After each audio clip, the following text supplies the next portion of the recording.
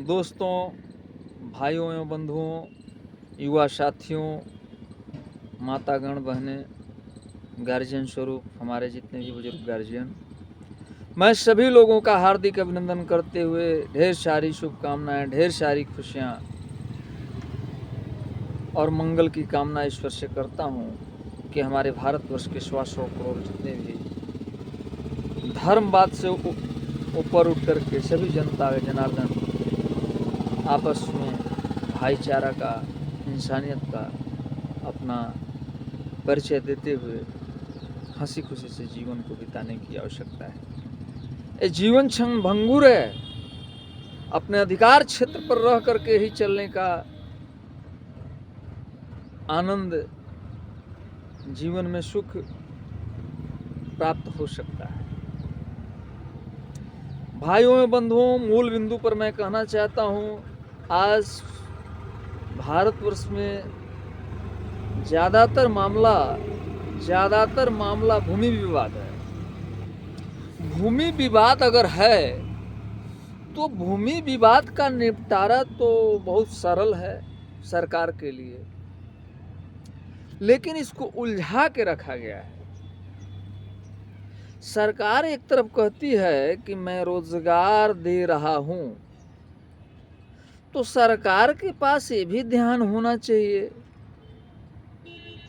सरकार के पास ये भी ध्यान होना चाहिए कि भूमि विवाद का केस कोर्ट कचहरी में अधिक है। गरीब, मध्यम, वंचित, पीड़ित कचहरी का चक्कर कर्जा लेकर के लगा रहे हैं।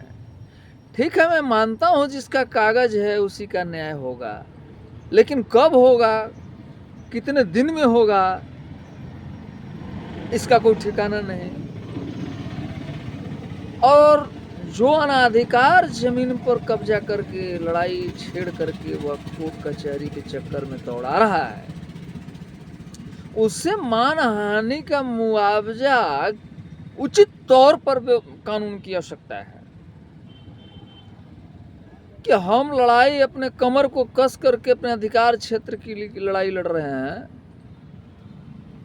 तो उसको यह मजा मिले कि बैंक जैसे चक्रवृद्धि ब्याज जोड़ करके लेती है सरकारी बैंक, उस तरह से अधिकार क्षेत्र का लड़ाई लड़ने वाला प्रत्येक नागरिक को मानहानि के केस में ब्याज सहित उसको भरपाई करने के लिए दंडित करने का कानून कड़ा बनना चाहिए,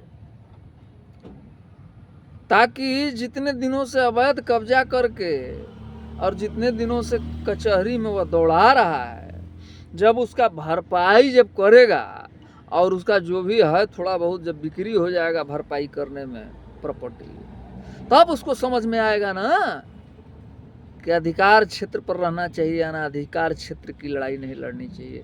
तो उलझन में क्यों डाला जा रहा है? ये मामला तो हम जानते हैं कि सरकार पढ़ी लिखी है, बहुत बुद्धिमान लोग बैठे हुए हैं, बड़े बड़े दिमागदार बैठे हुए हैं, और आज जो है देश आज़ाद हुए आज विगत कई वर्ष 75वां विगत वर्ष बीत गया और इस पर ध्यान किसी का नहीं गया। कचहरी में मामला जा रहा है। अरे सस्पेंस का मामला, संदेहात्मक मामले को वैसा मामला हो जाना चाहिए। सब तो जो है पंचायत लेवल पर निपट जाएगा। सरकार की इच्छा शक्ति होनी चाहिए। आप रोजगार की दुहाई देते हैं, हम इन लोग पढ़ पढ़ के जो है बैठे हुए हैं। हर पंचायत लेवल पर, भारतवर्ष में हर पंचायत लेवल पर एक भी अमीन नहीं है सरकारी बहाल। अगर एक अमीन पंचायत लेवल पर भी बहाली हो जाती तो रोजगार भी मिलता। और ये जो विवाद हो रही है पंचायत स्तर पर, ये मामला कहीं थाना कचहरी नहीं जाता, वह पेपर का मामला है। वो तो सीओ साहब जो है मजिस्ट्रेट हैं, सीओ साहब यहीं पर जो है कागजात दोनों पार्टी को नोटिस कर देंगे और दोनों पार्टी को नोटिस करके यहीं पर जो है पंचायत लेवल पर सेमिनार लगा करके उसका जो है निदान किया जा सकता है। मुखिया जी हैं, समिति जी हैं, सारे लोग हैं। आखिर सरकार का सारा तंत्र बैठा हुआ है, उसके बावजूद भी लोगों को जायज चीज़ों के लिए, अपने अधिकार के लिए रेवन्यू दे रहा है जो व्यक्ति, उसको कचहरी का चक्कर लगाना पड़ रहा है। सरकार कहाँ है? सरकार कहाँ है? सोई हुई है। सरकार को जागने की आवश्यकता है। मैं भारतवर्ष के कमजोर, गरीब, दलित, वंचित, पीड़ित, शोषित जितने भी लोग हैं, जातिवाद से ऊपर उठ करके बात करते हैं, धर्मवाद से ऊपर, मैं मानवता, इंसानियत की बात करता हूँ। कोई गरीब, कमजोर, लाचार, मजबूर व्यक्ति अपना घर परिवार चलावे कि अपने अधिकार क्षेत्र के लिए जाके कचहरी में लड़ाई लड़े, जब अपने अधिकार पर रहने के बावजूद भी उसको कचहरी का चक्कर लगाना पड़े। इसे स्वतंत्रता नहीं कहते हैं, इसे गुलामी कहते हैं। मैं सरकार से, माननीय ऊपर की सरकार या नीचे की सरकार, जहाँ की सरकार हो, मैं हाथ जोड़ करके प्रार्थना करता हूँ कि जिस बिंदु पर हम बात कर रहे हैं, इस नियम को जल्द से जल्द लागू किया जाए, ताकि गरीब, शोषित, वंचित अधिकार क्षेत्र पर रहते हुए, सज्जन अधिकार क्षेत्र पर रहते हुए कचहरी का चक्कर न लगावें। ऐसा कड़ा कानून बनाया जाए कि अनाधिकार क्षेत्र प्रवेश कर लेने पर उसका दंड और जुर्माना कड़ा से कड़ा भरपाई करना पड़ जाएगा, तब डर होगा। और पंचायत लेवल पर एक अमीन अनिवार्य है। अगर एक अमीन की बहाली नहीं होगी तो यह विवाद जो है बढ़ता चला जाएगा।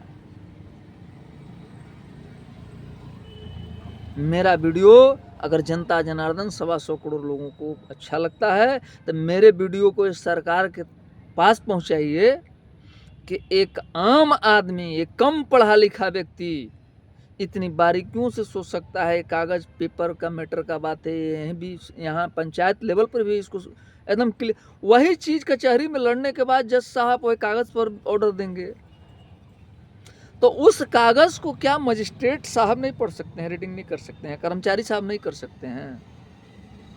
पढ़े लिखे रेवन्यू के बारे में तो इन लोगों को भी जानकारी है, अमीन साहब नहीं कर सकते हैं? सरकारी अमीन साहब कर सकते हैं। आप फिर कचहरी सज्जन क्यों दौड़े?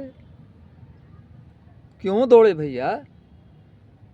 आप लोग पढ़े लिखे हैं, अगर थोड़ा भी जेहन में और दिमाग में मेरी बात अगर आप लोगों को जाती है तो हाथ जोड़ की विनती है कि गरीब, शोषित, पीड़ित, वंचित, कमज़ोर जो पसीना चुआ करके ईमानदारी का कमाई कमाता है, ब्लैक मनी, फ्लोटिंग मनी की कमाई नहीं कमाता, अपने परिवार को आज 10-20 हज़ार कमा के भी पोषने में जा कर के सर्वे करा लीजिए कि जनताओं की क्या स्थिति है, कमज़ोर और मध्यम पीड़ित लोगों का।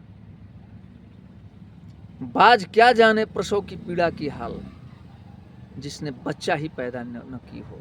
उसी तरह से जो मध्यम वर्ग के और लाचार, मजबूर, जो परिश्रम करके दिन रात ईमानदारी पर है ना, उनसे पूछिए, जाकर के सर्वे करा लीजिए। मेरा चैलेंज है, पूरे भारतवर्ष की जनता कहेगी कि हाँ 10-20 हज़ार में मेरा रोजी रोटी चलना आज के दौर में, महंगाई और फैशन के दौर में बहुत कठिन और बहुत मुश्किल से अपने परिवार का भरण पोषण हो रहा है, परिश्रम करने के बावजूद भी। और उसके बाद अधिकार क्षेत्र पर रहते हुए, टैक्स देते हुए गवर्नमेंट को, उसके बाद जाकर के कचहरी में चढ़ावे वो व्यक्ति सज्जन। कहाँ न्याय है? इसके लिए मैं माननीय प्रधानमंत्री से भी हाथ जोड़ करके प्रार्थना करते हैं कि इस पर थोड़ा सा कड़ा से कड़ा कानून बनाया जाए। मेरा बात अगर झूठा लगे तो हमें सूली पर चढ़ा दिया जाए, लेकिन सर्वे कराइए। आप एक ईमानदार व्यक्ति हैं, आप एक जज्बाती व्यक्ति हैं, आप एक चिंतन करने वाले व्यक्ति हैं। आप माननीय मोदी जी, बहुत क्षेत्रों में आपने जो एक्शन लिया भारतवर्ष के लिए, देश के लिए, उसके लिए मैं कोटि कोटि सत जो है प्रणाम करता हूं सर। लेकिन ये गरीब, शोषित, पीड़ित अपने अधिकार पर रहते हुए जिस तरह से कचहरी का चक्कर और प्रत्यक्षम किम प्रमाणम, जहाँ प्रमाण नहीं होता है वहाँ जो है कचहरी का चक्कर हो तो अच्छी बात है, लेकिन जहाँ प्रमाणित कागज है, कागज बोलता है, खतियान आधार है, पार्टीशन सूट उसका पार्टीशन सूट का जो है जड़ है, या जिम्मेदारी रसीद का जड़ है। बिना जड़ रहते केस नहीं एक्सेप्ट होना चाहिए रसीद पर, केवल रसीद पर और कब्जा पर केवल अगर मान लिया जाए कोर्ट में अगर केस एक्सेप्ट हो तो हम देखते हैं कि केस का भंडारण लग जाएगा। इसलिए मैं इतना ही कहना चाहता हूं कि माननीय मोदी जी, आपके सिवाय इतना कड़ा और कठोर कानून हमें नहीं लगता कोई बना सकता है। आपसे आशा है इस गरीब पीड़ित, शोषित, वंचित, दलित, पिछड़े, वो किसी जाति किसी वर्ग के लोग हों, सबके लिए आप न्याय का कानून जो बोल रहे हैं इसको बना दीजिए, कड़ा प्रावधान बना दीजिए कि अनाधिकार क्षेत्र पर रहते हुए अगर भूमि पर कोई भी इस तरह का कार्य किया या कोई भी फसल चराई का भी कानून कड़ा बनाइए। फसल भी नुकसान किया जा रहा है, इसमें हम एक और जिक्र कर रहे हैं, ताकि किसान शोषित, पीड़ित, वंचित इससे बच सके। भारत माता की जय, वंदे मातरम, वंदे मातरम, जय हिंद, जय भारत, जय जवान, जय किसान। मेरा वीडियो अच्छा अगर लगता है आप लोगों को तो इसको पूरे भारत वर्ष में फैलाइए और मेरा वीडियो या माननीय मोदी जी के पास जाना चाहिए। ये राज गवर्नमेंट सुनने वाली नहीं है, मोदी जी एक सुन सकते हैं, उनसे आशा है। और माननीय योगी जी भी जो निर्णय ले रहे हैं मैं उनको भी प्रणाम करता हूँ। ऐसे ऐसे महापुरुष जब तक प्रत्येक क्षेत्रों में नहीं बैठेंगे भारतवर्ष के, तब तक मेरा भारतवर्ष महान नहीं बन सकता। महानता व्यक्ति के व्यक्तित्व और विचारों से बनता है और अधिकार रहित परिश्रम से और हौसले से और जुनून से बनता है। वंदे मातरम। सभी जल सेना, थल सेना, वायु सेना को मैं सशक्त नमन करता हूँ। भारत माता की जय। वंदे मातरम।